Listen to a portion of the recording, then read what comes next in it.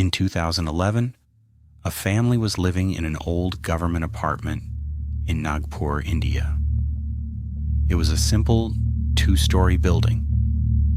The family lived upstairs, while a few rooms on the ground floor were rented out to other people. For the family, everything seemed completely normal. They never experienced anything unusual inside their apartment. But almost every tenant who lived downstairs eventually complained about the same thing. They said they could hear strange noises coming from upstairs in the middle of the night. Sometimes it sounded like glass bangles moving. Other times, it sounded like someone repeatedly jumping on the floor. Heavy footsteps. The family never heard any of it, at least, not at first. But years later, the daughter would finally tell her mother about something she had been keeping to herself.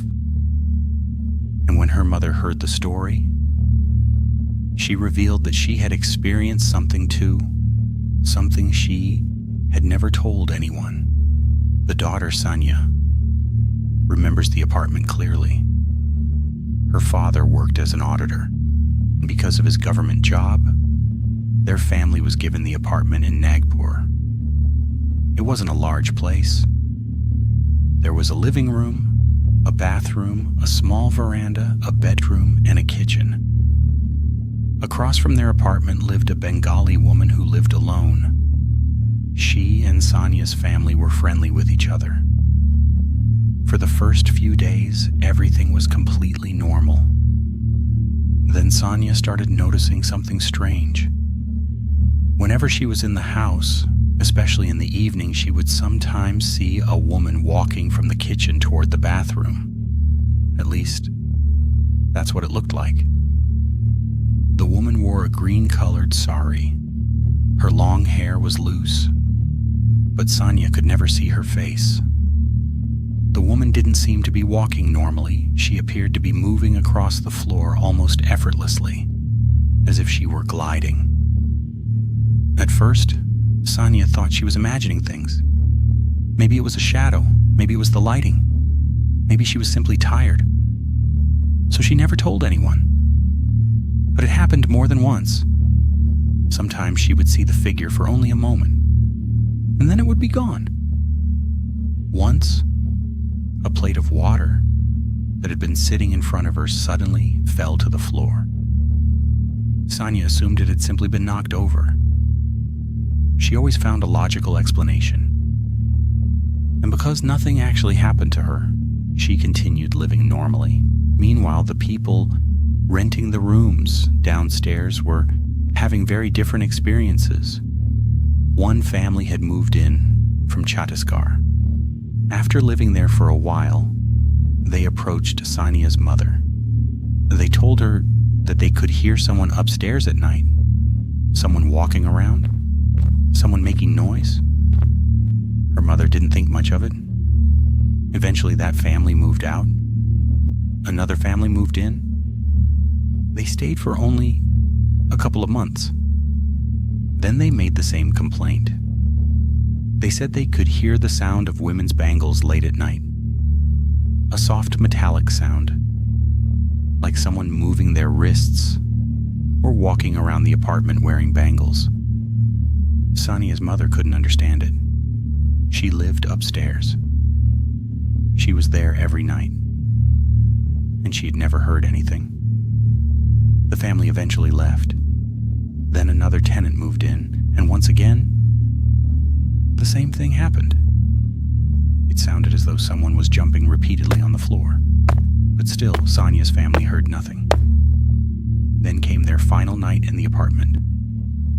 It was around midnight. The family was getting ready to sleep. And then they heard something upstairs, a loud, repeated sound. This time it wasn't just a tenant complaining. Everyone in the family heard it. They looked at each other. No one understood what was happening. For years, other people had told them about strange sounds coming from upstairs. And now, for the first time, they were hearing it too. Years passed. Sonia got married. She eventually moved to Pune, then later to Goa. One December, her mother came to stay with her for a few days. They were sitting together talking about the past. Eventually, the conversation turned to the old government apartment in Nagpur. That's when Sonia decided to tell her mother something she had never mentioned before. She said, "Mom, I used to see a woman in that apartment. A woman wearing a green sari, long, loose hair, walking from the kitchen toward the bathroom, and somehow she didn't seem to be walking, she seemed to be gliding." But Sonia had never seen her face. She expected her mother to dismiss it. Instead, her mother became quiet. She wasn't wearing a green sari. It was more of a peacock green color. "You saw her too?" Her mother nodded. One night, the entire family had been sleeping on the rooftop. At some point, Sonia's mother turned over in her sleep, and that's when she saw someone sitting in the corner.